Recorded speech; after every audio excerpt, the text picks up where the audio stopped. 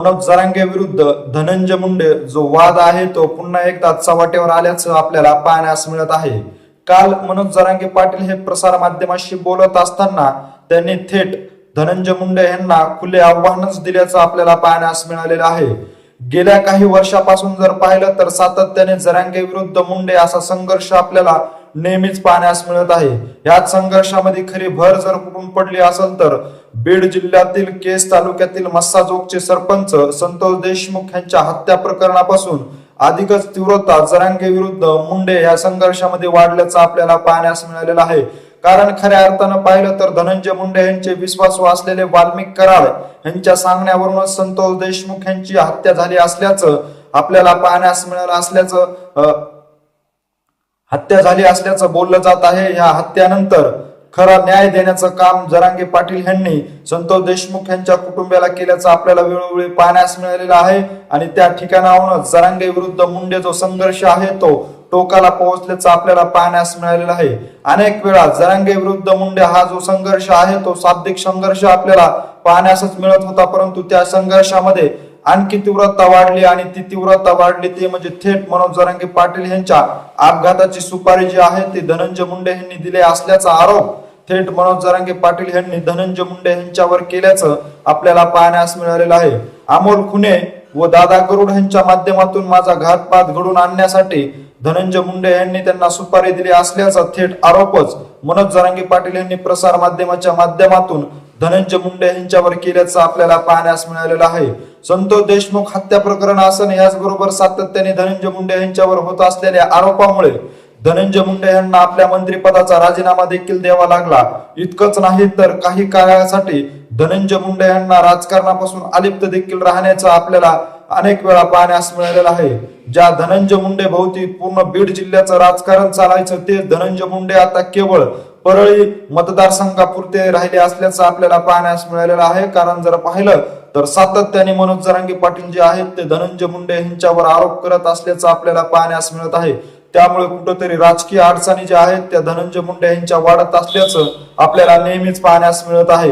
काल मनोज जरांगे पाटील हे प्रसार माध्यमांशी बोलत असताना त्यांनी थेट धनंजय मुंडे यांना एक प्रकारचं चॅलेंज दिल्याचं आपल्याला पाहण्यास मिळालेलं आहे। ते म्हणजे माझ्या नादी लागू नको नाही तर खूप महागात पडेल असं आव्हान देखील मनोज जरांगे पाटील यांनी धनंजय मुंडे यांना दिलेलं आहे। याचबरोबर रंजना नागपूर यांची तक्रार देखील आपल्याकडे आली असल्याचं मनोज जरांगे पाटील यांनी सांगितलेलं आहे। असे 22 प्रकरण आहेत, ते जर 22 प्रकरण मी जर बाहेर आणलं तर फिरणं देखील अवघड होईल असं आव्हान जे आहे ते धनंजय मुंडे यांना मनोज जरांगे पाटील यांनी काल प्रसार माध्यमाच्या माध्यमातून दिलेलं आहे।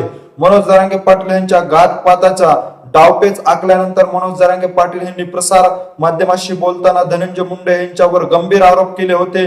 तितक्याच तातडीने धनंजय मुंडे यांनी देखील आपली पत्रकार परिषद बोलून त्यांनी देखील मनोज जरांगे पाटील यांनी केलेले आरोप जे आहेत ते खोडून काढत नार्को टेस्ट करा, जी चौकशी करायची ती चौकशी करा असं आव्हान देखील दिलं होतं। परंतु त्यानंतर थेट मनोज जरांगे पाटील यांनी देखील तुम्ही काय आव्हान देतात, मी थेट अर्ज करतो आणि दोघांचीही नार्को टेस्ट होऊ द्या, खरं काय आहे खोटं काय आहे ते जनतेसमोर येऊ द्या असा जो वाद आहे तो देखील त्या काळी टोकाला गेल्याचं आपल्याला पाहण्यास मिळालेलं होतं। मध्यंतराच्या काळामध्ये हा वाद जो आहे तो कुठेतरी थंडावल्याचं आपल्याला पाहण्यास मिळत होतं, परंतु अमोल खुने जो आहे तो जामिनीवर बाहेर आल्याच्या नंतर अमोल खुने जो आहे तो मनोज जरांगे पाटील यांच्यावर सातत्याने आरोप करीत असल्यामुळे काल थेट मनोज जरांगे पाटील यांनी धनंजय मुंडे यांना प्रसार माध्यमावरून बोलताना थेट खुलं आव्हानच दिलेलं आहे।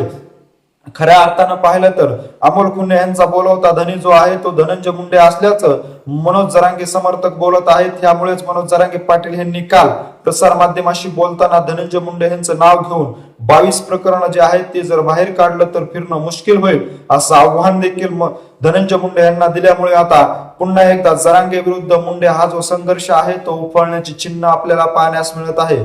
मनोज जरांगे पाटील यांनी काल धनंजय मुंडे यांना 22 प्रकरण बाहेर काढतो असं वक्तव्य केल्यानंतर त्यांची पाठराखण करण्यासाठी ओबीसी नेते असलेले नवनाथ वाघमारे यांनी देखील मनोज जरांगे पाटील यांच्यावर हल्लाबोल केल्याचं आपल्याला पाहण्यास मिळालेलं आहे। त्यांनी त्यांच्या सोशल मीडियावर एक व्हिडिओ अपलोड केला असून एकेरी भाषामध्ये धनंजय मुंडे यांना सातत्याने बोलणारे मनोज जरांगे पाटील जे आहेत त्यांना देखील आम्ही एकेरी भाषेमध्येच बोलणार असल्याचं नवनाथ वाघमारे यांनी काल टाकलेल्या सोशल मीडियाच्या व्हिडिओच्या माध्यमातून पाहण्यास मिळालेला आहे। मनोज जरांगे पाटील हे नेहमीच धनंजय मुंडे यांना टार्गेट करीत असल्याचं देखील त्यांनी या टाकलेल्या व्हिडिओमध्ये म्हटलेलं आहे। तर दुसरीकडे जर पाहिलं तर मनोज जरांगे पाटील यांच्याकडे नागपूर येथील आलेली एक महिला जी आहे रंजना नागपूरकर यांनी मनोज जरांगे पाटील यांच्याकडे तक्रार केली असल्याचं देखील मनोज जरांगे पाटील यांनी सांगितलेलं आहे। तर आज जर पाहिलं तर थेट रंजना नागपूरकर ज्या आहेत त्या देखील प्रसार माध्यमावर येऊन आपलं ज्या तक्रारी आहेत त्या पुढे मांडत असल्याचं पाहण्यास मिळत आहे। त्यामुळे पुन्हा एकदा धनंजय मुंडे यांच्या अडचणीमध्ये वाढ होत असल्याचं आपल्याला पाहण्यास मिळत आहे। पुन्हा एकदा राजकीय पटलावर कुठेतरी येऊन थांबण्याचं कार्य करणारे धनंजय मुंडे पुन्हा एकदा राजकीय पटलावरून बाजूला फेकले जाणार असल्याचं देखील बोललं जात आहे। कारण जर पाहिलं तर अजितदादा पवार यांचं अकाली निधन झाल्यानंतर राष्ट्रवादीचे सर्व सूत्र सुनित्राताई पवार यांच्याकडे गेलेली आहेत। याचबरोबर अजित पवार गटामध्ये आता मंत्रिमंडळामध्ये परत फेरनिवड होणार असल्याची जोरदार चर्चा होत असून या फेरनिवडीमध्ये आता धनंजय मुंडे यांना मंत्रिपद मिळणार असल्याची जोरदार चर्चा होत होती। त्या अनुषंगाने धनंजय मुंडे देखील फिल्डिंग लावित असल्याचं बोललं जात होतं। अजितदादा पवार यांचं अकाली निधन झाल्यानंतर अगदी तिसऱ्या दिवशीच सुनित्राताई पवार यांना परत उपमुख्यमंत्री पदावर विराजमान करण्यासाठी धनंजय मुंडे यांनी सर्वस्व प्रयत्न केले असल्याचं आपल्याला पाहण्यास मिळालेले आहे। धनंजय मुंडे जे आहेत ते किंग मेकरच्या भूमिकेमध्ये आपल्याला पाहण्यास मिळाले असल्यामुळे आता पुन्हा एकदा धनंजय मुंडे यांच्यावर मंत्रिपदाची जबाबदारी येणार असल्याची जोरदार चर्चा होत असताना काल मनोज जरांगे पाटील यांनी वक्तव्य केलेले आहेत। या वक्तव्यामुळे पुन्हा राजकीय अडचणी धनंजय मुंडे यांच्या वाढणार असल्याचं देखील बोललं जात आहे। मंत्रिपदाच्या जवळीक येत असताना धनंजय मुंडे यांच्या राजकीय अडचणीमध्ये नेहमीच वाढ होत असल्याचं आपल्याला पाहण्यास मिळत आहे। या अगोदर देखील धनंजय मुंडे यांना मंत्रिपद मिळणार असल्याची जोरदार चर्चा होत असतानाच मनोज जरांगे पाटील यांनी आपल्या घातपाताची सुपारी जी आहे ते धनंजय मुंडे यांनी दिला असल्याचा गंभीर आरोप धनंजय मुंडे यांच्यावर केला होता। त्यावेळेस देखील धनंजय मुंडे यांना कुठेतरी आपल्या राजकीय पटलावरून बाजूला जाण्याची वेळ आली होती। याचबरोबर महानगर पालिकाची निवडणूक असेल, नगर परिषदेच्या निवडणुकीमध्ये धनंजय मुंडे जे आहेत ते शांत आणि संयमाच्या भूमिकेमध्ये राहिल्याचं आपल्याला पाहण्यास मिळालेलं आहे। ज्या धनंजय मुंडेच्या भोवती पूर्ण राज्याचं राजकारण फिरायचं तेच धनंजय मुंडे आता केवळ परळी मतदारसंघापुरते मर्यादित राहत असल्याचं पाहण्यास मिळत आहे।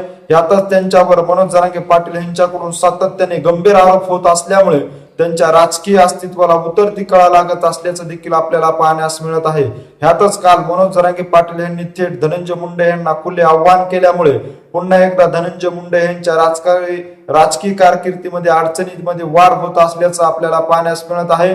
तर आज पाहिलं तर रंजना नागपूरकर यांच्याकडून देखील धनंजय मुंडे यांचं नाव घेऊन त्यांच्यावर देखील गंभीर आरोप केले जात असल्याचं आपल्याला प्रसार माध्यमावर पाहण्यास मिळत आहे। त्यामुळे पुन्हा एकदा जरांगे विरुद्ध मुंडे हा जो संघर्ष आहे तो उफळण्याचे चिन्ह आपल्याला पाहण्यास मिळत असून त्याला सुरुवात देखील झालेली आहे। जरांगे पाटील यांच्या समर्थकांकडून सोशल मीडियाच्या माध्यमातून धनंजय मुंडे यांना टार्गेट केलं जात आहे। तर धनंजय मुंडे यांच्या समर्थकांकडून जरांगे पाटील यांना सोशल मीडियाच्या माध्यमातून टार्गेट केलं जात आहे। त्यामुळे आता पुन्हा एकदा जरांगे विरुद्ध मुंडे जो संघर्ष आहे तो पेटण्याची चिन्ह आपल्याला पाहण्यास मिळत आहे। मनोज जरांगे पाटील यांनी धनंजय मुंडे यांच्यावर केलेले जे गंभीर आरोप आहेत या गंभीर आरोपाविषयी नेमकं तुम्हाला काय वाटतं हे आम्हाला आमच्या कमेंट बॉक्स मध्ये नक्की कळवा। अशीच माहिती जर तुम्हाला वेळोवेळी जाणून घ्यायची असेल आणि तुम्ही अजूनही आमच्या चॅनलला जर सबस्क्राईब केलं नसेल तर नक्की सबस्क्राईब करा। धन्यवाद।